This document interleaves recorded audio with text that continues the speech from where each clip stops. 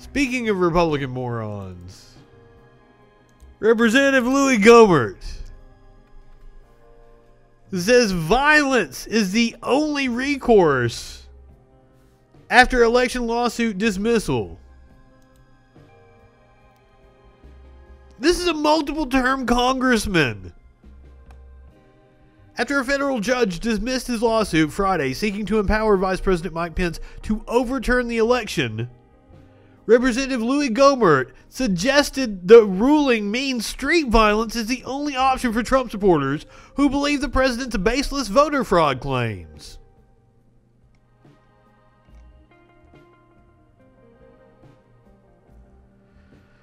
Oh God, there's video of this.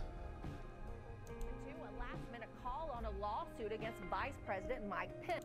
Now, I still believe in the court system. I was part of the court system for decades, and both as a litigant, as a judge, and I can't watch. Justice.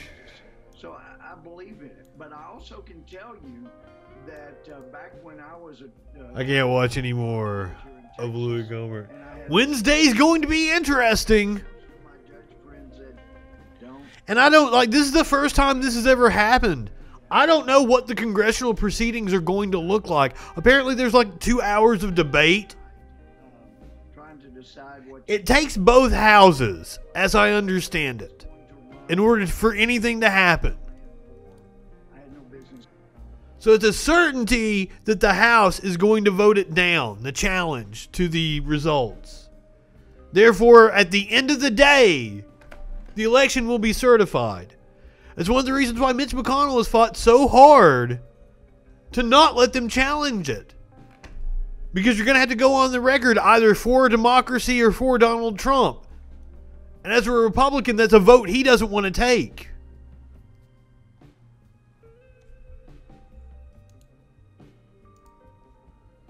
Others are clearly all about the ambition. 11 Senate Republicans say they will oppose the Electoral College results on Wednesday. Senator Ted Cruz, Senator Ron Johnson, who we're going to hear from here in just a second, James Lankford, Steve Daines, John Kennedy, Marsha Blackburn, of course, Marsha Blackburn, and Mike Braun, joined by Senators-elect Cynthia Lummis, Roger Marshall, Bill Hagerty, and Tommy Tuberville. I guess they're not Senators-elect anymore. They were sworn in yesterday.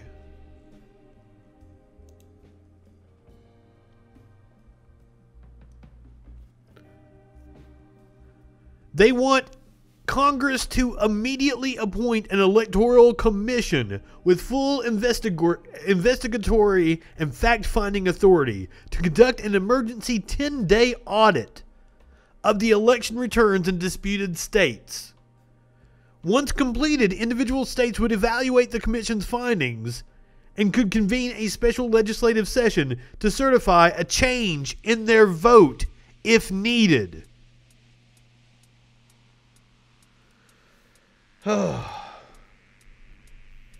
Here is Ted Cruz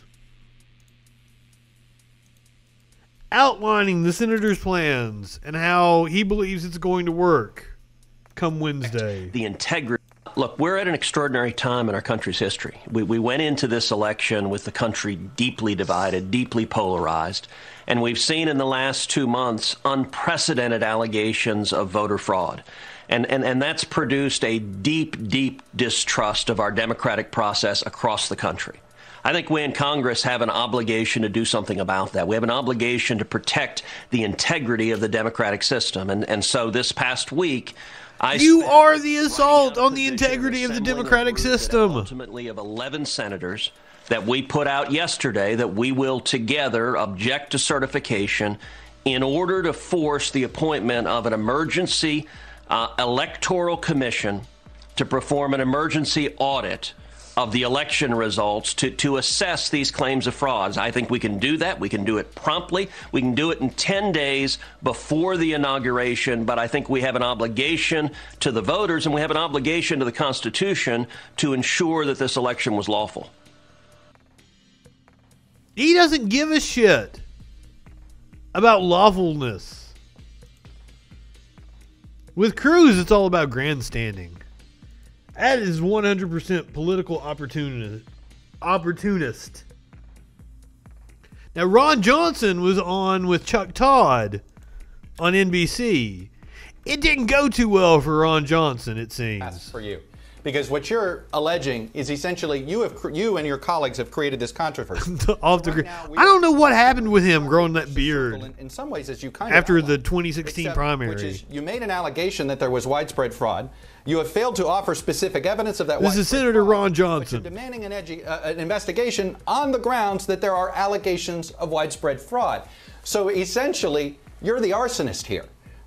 President Trump is the arsonist here. You've started this fire, and now you're saying, whoa, look at this. Oh, my God. All these people believe what we told them because you didn't have the guts to tell the truth that this election was fair. Yeah. Chuck, this fire was started back in January of 2017. People like Mark Zaid, in his tweet, the coup has started, first of many steps, rebellion and impeachment to follow ultimately. This was started when the mainstream media dropped any pretense of being unbiased. Speaking of impeachment, they should impeach that motherfucker again. Again. We all heard him violate federal law. We have the audio. We have the evidence. Impeach him again. Remove him from office. I wish the Democrats would play hardball with the Republicans.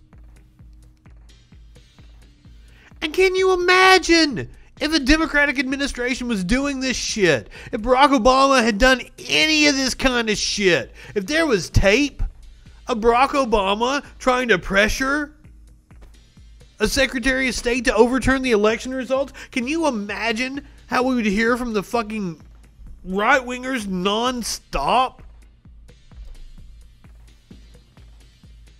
11,780 to be precise. Because that's exactly one more than what they lost by. There's been some good memes going around with that number on it.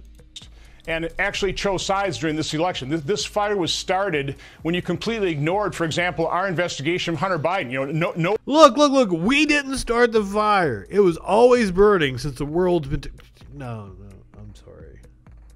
Evidence of wrongdoing there, and now we find out after the election, no, there is a fair amount of evidence to the point that we have a real FBI investigation. Senator, so all right, I've had enough of hearing this. Listen, I've had enough of this too. It's the bias of the media. Chuck snapping back at him. A situation where Republicans and conservatives do not trust the mainstream media, and that is what's Republicans and conservatives are fucking liars. Right. Really, the destruction confidence of in the this election result. So I didn't start this. Listen, you have spent, and I'm just curious, Senator, you have spent much of your time in the last 2 years carrying a lot of this crazy conspiratorial water for President Trump, whether it was the attempt to somehow blame Ukraine. Like, well, fucking assholes. Like, I didn't start this. You've used your committee to sort of create the illusion of voter fraud, as you just described earlier, because there are, quote, allegations. I'm just trying to understand here, what are you doing it for? You're not trying to overturn the election, you just said. Are you simply trying to curry favor with constituents of the president's? Is that what this is all about? Is this a cynical political ploy? I'm trying to be transparent. One of the things we found out in our hearing is, the basic allegations kind of fall into three categories. I would say the first is the either violation of or lax enforcement of election. I'd say as white as he is, he's already pretty transparent. He's blending into the fucking background. Law. There is voter fraud. There always is. We had one witness talk about 42,000 people voting twice in Nevada. The other. You had a witness. Was she drunk? It's easy. Was it Melissa Carone you called to testify? These allegations. I signed an affidavit. Did you sign an affidavit? Here's what I don't understand. You understand how our government was set up. The reason we have a judiciary is because... Or was it the child molester that Rudy invited to Four Seasons Total Landscaping? Let me ask you this. Who carried the state of Wisconsin? Well, Vice Yeah, President Let me ask you this, Smarty Pants. Who carried the state of Wisconsin? Why was Chuck Todd so proud of himself there? To be trusted by the public to decide who won or lost an election. Let me ask you this. Who carried the state of Wisconsin? What? Well, Vice President Biden has won by 20,000 votes. Yes, Ron. That's kind of the point. God damn. Now old Steve Schmidt thinks all these shenanigans could very well destroy the Republican Party. Fascism has come to America, he says. Now he says it. Steve Schmidt, one of the founding members of the Lincoln Project, on Saturday delivered an 8-tweet prediction as to the future of the Republican Party. The die is cast for the Republican Party, Schmidt said. It will be destroyed on January the 6th. That's Wednesday. In much the same way, the Whig Party was destroyed by the passage of the Kansas-Nebraska Act in 1854. The act unraveled the Missouri Compromise and allowed for the westward expansion of slavery. The party could not survive its factionalism. There could be no more accommodation, compromise, and partnership between pro-slavery and anti-slavery Whigs. A new political party was born, the Republican Party. That party will divide into irreconcilable factions on January the 6th. Let's fucking hope. But once again, I've lived through this prediction already once in my lifetime. I lived through the 06 elections, the 08 elections. Was told Republicans would never get elected again. And look at the shape we're in.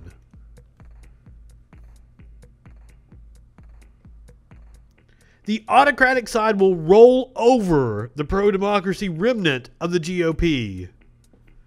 Like the Weimar did in Belgium did the Belgian army in 1940. The 2022 GOP primary season will be a bloodletting. The 6th will be a loyalty test. Now that is true. The 2022 primary season is going to be incredibly interesting. And honestly, with Trump already saying that he's running in 2024, I'd say the presidential race is going to start sooner than it ever has.